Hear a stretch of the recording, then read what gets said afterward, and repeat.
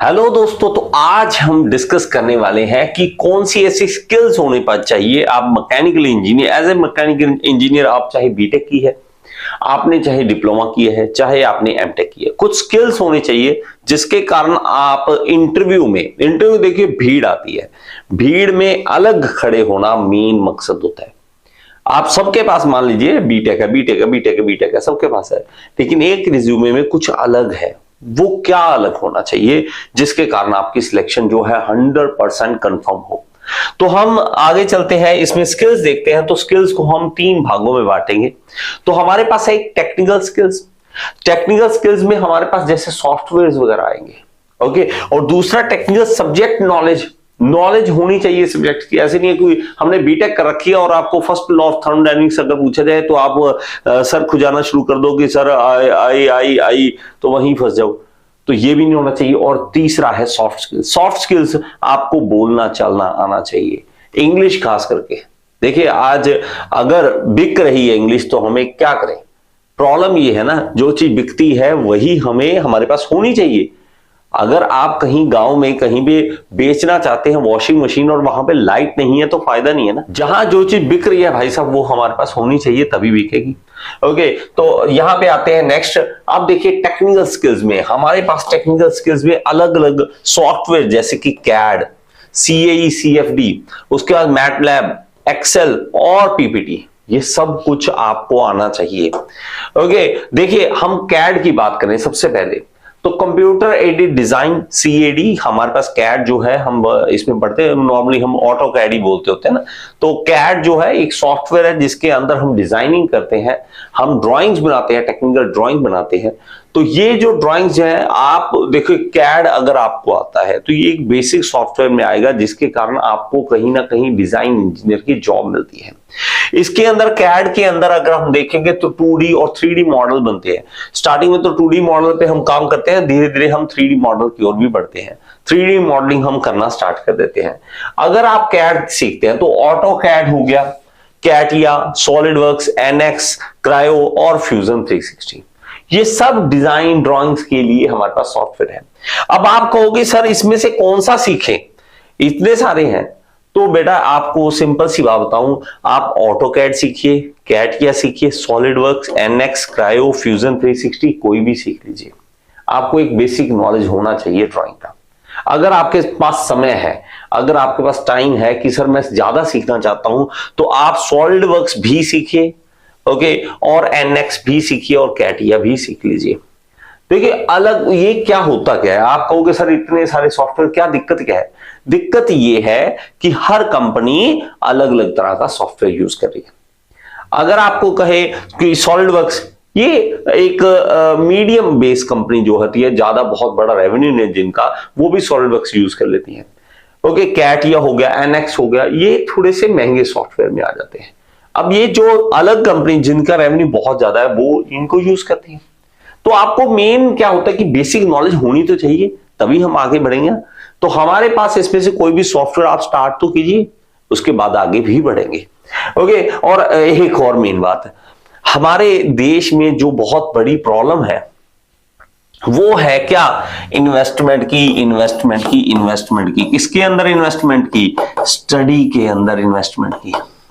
Study के अंदर देखिए, एक घर जो पढ़ाई के ऊपर खर्चा नहीं कर सकता, वही घर एक शादी के लिए 5 लाख 7 लाख 10 लाख लगाने को तैयार हो जाता है।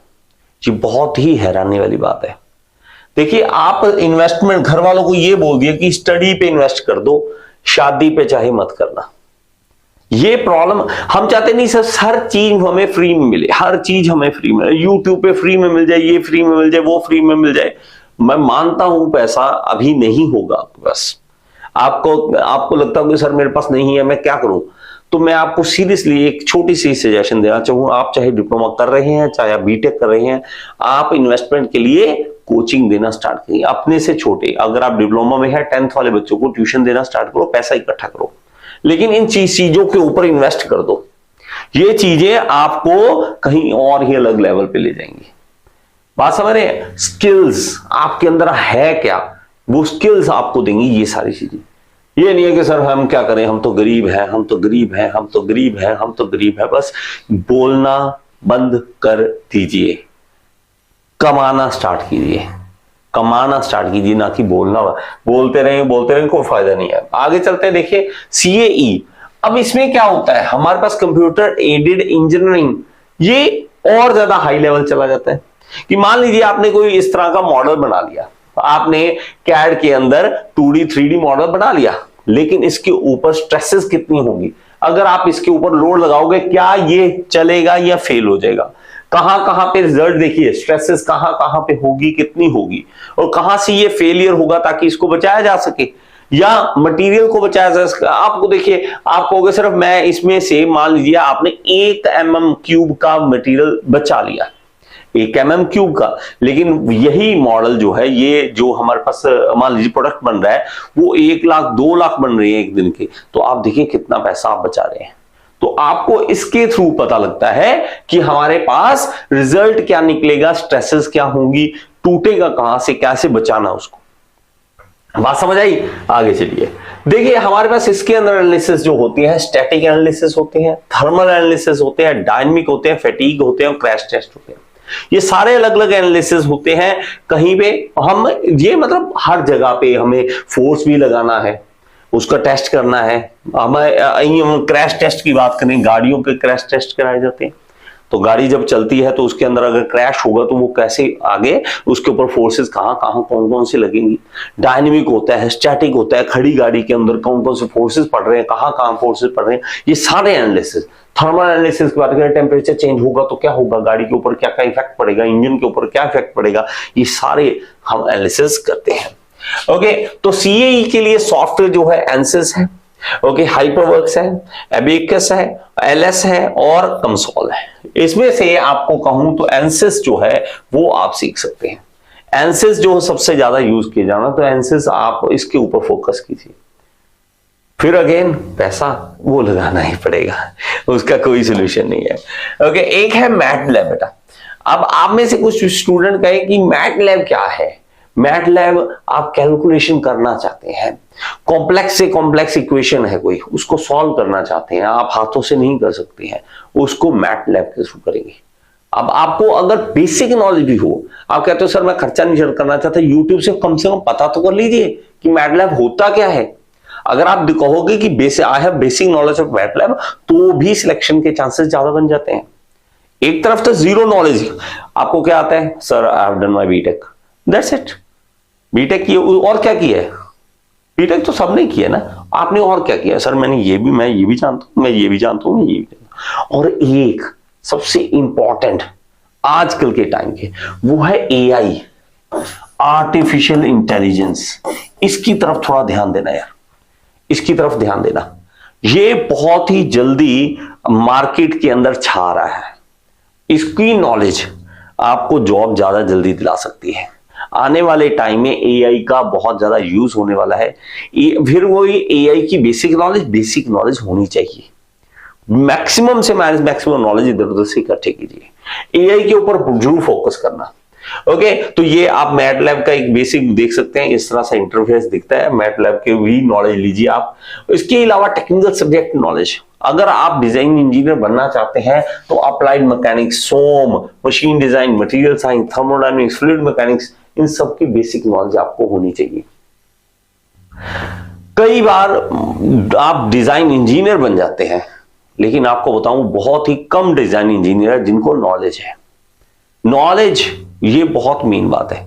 देखिए कि सॉफ्टवेयर को चलाना, जो बना पड़ा है उसी को दोबारा करते रहना आसान है, लेकिन अपने माइंड को यूज करके नई चीज की ओर बढ़ना ये ज्यादा मुश्किल है।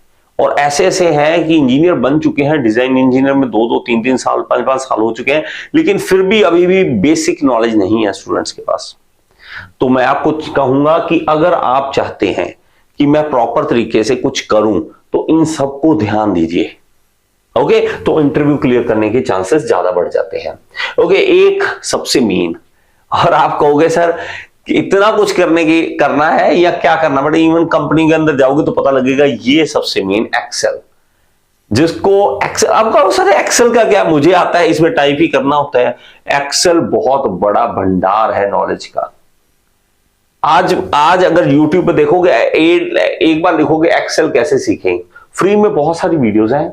अगर आप उसमें जाना चाहते हैं बहुत अच्छी बात है। 200-300 रुपए के कोर्स मिल रहे हैं ऑनलाइन, 200-300 रुपए के कोर्स मिल रहे हैं ऑनलाइन, वो कर लीजिए। मतलब अपने टाइम का प्रॉपर यूज कीजिए। वो 200-300 रुपए में जो आपको सिखा देगा ना, वो आपको सारी जिंदगी काम आएगा। एक्सेल जिसको चलाना आता है ना, उसकी ऐश होती है कंपनी में उसको पता है भाई, जो भी रिपोर्ट, जो भी कुछ तैयार करना है, मुझे इसमें तैयार करना है। और एक आता है एक्सेल के बाद हमारे पास ये पीपीटी, प्रेजेंटेशन देनी, पीपीटी बनाना, ये बहुत मेन है। देखिए आपका ये काम करे ना करे, ठीक है, अगर आप प्रेजेंटेशन अच्छी देना जानते हैं, बोलना अच्छा जानते हैं, तो कंपनी में हायर लेवल पर जाना आपके चांसेस बढ़ जाएंगे। आपको लगता है कि आप, सर मैं वेल्डिंग सीख लूं क्या, मुझे वेल्डिंग, देखिए अगर आप तो आईटीआई होल्डर हैं तब तो आप अपनी फोकस कीजिए कि आपको हाथों की स्किल्स आनी चाहिए। लेकिन अगर आप डिप्लोमा और बीटेक के स्टूडेंट हैं तो आपको फोकस करना है इन चीजों के ऊपर। पीपीटी बनाना आना चाहिए, पीपीटी बनाना, उसको उसके बाद डिलीवर करना भी जरूरी है। तो अब आगे चलते हैं, तो हमारे पास है स्किल, कौन सी, सॉफ्ट स्किल्स। सॉफ्ट स्किल में कम्युनिकेशन सीधी बात भाई साहब, बात करनी, किसी से बात करनी आनी चाहिए। अगर आप, चाहे आपका सीनियर है चाहे जूनियर है, किस तरह से बात करनी है। जूनियर से बात करनी है उसका भी एक स्टाइल अलग है, सीनियर से बात करने का स्टाइल अलग है। ये नहीं है सीनियर है तो आप सिर्फ दब जाएंगे कि सिर्फ मुंह नीचे, सिर्फ मुंह नीचे, ठीक है। आपने जूनियर, ऐसा नहीं है कि जूनियर के साथ बैठना स्टार्ट कर देना, इतना ज्यादा उसके साथ घुल मिल जाना है कि वो कल को आपको कुछ समझे ही ना। वो सारी स्किल्स आपके पास होनी चाहिए। लीडरशिप स्किल, लीडरशिप, किसी चीज को लीड करना। अब आप कैसे दिखाओगे सर मेरे में लीडरशिप स्किल है? आपने कोई फंक्शन ऑर्गेनाइज किया है, कॉलेज के अंदर कोई फंक्शन ऑर्गेनाइज किया है, उसके बारे में अपना बताइए कि मैंने ये फंक्शन सारा ऑर्गेनाइज करवाया था सर, इसके अंदर हमारे पास इतने फंड आए थे, हमने इस तरह से मैनेज किया था, इस तरह से मैंने लीडर बन के इस पूरे कॉलेज के फंक्शन को संभाला था। अब आपने किया था या नहीं किया, ये आपको पता होगा। नहीं भी किया, कहानी जोड़ दीजिए, अच्छी से फाइलें बना लीजिए कि सर इतना रेवेन्यू इकट्ठा हुआ था, हमने ये स्टेज पे लगाया था, जैसे किया था। कहानी बनाइए, कहानी बनाइए। अब आप में से कहोगे सर नकली कहानी, अब आपकी मतलब मर्जी है क्या आप समझते हैं इससे। आपको लीडरशिप दिखानी पड़ेगी, क्या टीम वर्क, एक साथ काम करना। वही आ गया ना कि हम सर कॉलेज के अंदर फंक्शन होते थे, हम 10 बंदों की टीम थी हमारे पास, ये फाइनेंस देखता था, ये स्टेज देखता था, ये देखता था, हम सारी एक टीम में काम करते थे। ये सबसे मेन होता है टाइम मैनेजमेंट, कि हमने टाइम के अंदर रहते हुए सब कुछ किया था। ये आप देखो, आप फ्यूचर नहीं दिखा सकते ना, आप कभी फ्यूचर नहीं दिखा। आप एज ए स्टूडेंट, अगर आप मेरी वीडियो देख रहे हैं, first year, second year, third year, fourth year, किसी में भी है, आप किसी ना किसी फंक्शन के अंदर पार्टिसिपेट कीजिए, आप उसको लीड कीजिए, कुछ ना कुछ आप पार्ट कर लीजिए। अगर आप प्रेजेंट में हैं, अगर आप हो चुके हैं, बीटेक कर चुके हैं, तो आप अपनी कहानी बनाइए कि हमने ये किया। और देखो फ्यूचर आप कैसे दिखाएंगे कि सर मैं करूंगा, नहीं किया क्या या कर क्या रहे हो, और टाइम मैनेजमेंट कैसे संभालते हो, ये सब कुछ हमारे पास होना चाहिए। ये सब बातें होनी चाहिए, क्योंकि लीडरशिप स्किल, बातें बहुत मेन है। और आप मानोगे, बातें करते करते कई लोग कहीं कहीं किसी लेवल पे पहुंच जाते हैं, सिर्फ एक इस जबान के मुताबिक, जुबान के अकॉर्डिंग। अगर आपकी जबान में पावर है, हम देखो, अगर आप कहो कि सर जुबान की पावर कैसे आएगी, वो आएगी नॉलेज से। जब तक इसके अंदर कुछ नहीं है ना, जबान भी कुछ किसी काम की नहीं है। जबान हर किसी के पास है, लेकिन हर कोई मंत्री, प्रधानमंत्री, मुख्यमंत्री या यूट्यूबर या कुछ भी नहीं बन पाता। इसको भरते रहो स्किल्स के ना। डेली आपने देखना है कि मैंने कौन सी स्किल सोचना है इसके बारे में, स्किल क्या लाऊं, कौन सी स्किल नहीं लाऊं, क्या ऐसा सीखूं कि मैं दुनिया से अलग दिखूं, भीड़ में से अलग दिखूं, कि दिस इज द मैन जिसको मैंने सिलेक्ट करना है। बात समझ रहे हो? अपने आप को अलग बनाओ, दुनिया से अलग बनोगे तभी दुनिया से अलग खड़े होगे। नहीं तो वही भीड़ है, वही धक्के हैं, वही ट्रेन है, वही भीड़ है, सब कुछ वही है, वहीं रह जाना है, वहीं मर जाना है। या अपने आप को अलग कर दो। अलग करोगे या नहीं अपने आप को? मेरे साथ वादा करो आज कि स्किल सीखोगे, अपने आप को इंप्रूव करोगे डेली बाय डेली। ऐसे नहीं है कि सर मैं कल से करूंगा, आज से, अभी से स्किल इंप्रूव करो, अपनी स्किल इंप्रूव करो। ये नहीं कि सर मैं क्या करूं, मैं तो गरीब हूं, मैं तो कुछ नहीं। आज के टाइम में ऐसी कोई बात नहीं। जिसने जो करना है उसने करके दिखाना है। जो बनना चाहता है ना बेटा, कुछ करना चाहता है, वो कर लेता है। उसको बहाने नहीं चाहिए होते हैं। वो चाहे गांव में बैठा है, चाहे शहर में बैठा है, चाहे गर्मी में बैठा है, चाहे एसी में बैठा है, जिसने जो करना है वो करके रहेगा। और जिसने नहीं करना वो बहाने करेगा। मेरे घर में तो ये हो गया, मेरे घर में वो हो गया, इसलिए हमने ये नहीं किया, मैं अगर ऐसा होता तो वो कर लेता। भाई भाड़ में गया सब कुछ। जो है वो है, उसके साथ ही आपको चलना पड़ेगा। जो मर्जी करो। और सबसे मेन बात, आप पैसा कमाना स्टार्ट कर दो अभी से, बहुत फायदा मिलेगा। ये मेरी बात जो है पल्ले से बांध लो, अपने साथ बांध लो, कमाना स्टार्ट कर दो। बहुत सारे काम आपको दिखेंगे। एक बार लिखो तो सही, how to start earning online, बहुत चीजें मिलेंगी। आप सर्च क्या कर रहे हो वो आपको पता है। Okay, thank you so much. अगर मेरी बातें कड़वी लगी हूं तो गुस्सा मत करना, लेकिन ये सच है। जो सच है वो सच रहेगा। अगर आपको कोई बात अच्छी लगी है वो भी कमेंट बॉक्स में जरूर बता देना, और लाइक का बटन जरूर दबा देना एक बार, ताकि मुझे भी पता लगे मेरी बातें जो है आपको पसंद भी आई है कि ऊपर से निकल रही हैं। तो ऐसा नहीं होना चाहिए। और अगर आप कोई सब्जेक्ट की तैयारी करना चाहते हैं, एसएससी जेईई, आरआरबी जेईई की तैयारी करना चाहते हैं, तो डिस्क्रिप्शन बॉक्स में आपको कोर्स का लिंक मिल जाएगा, all in one JEE course. उसको जरूर ज्वाइन करें। Thank you so much. Next video में फिर से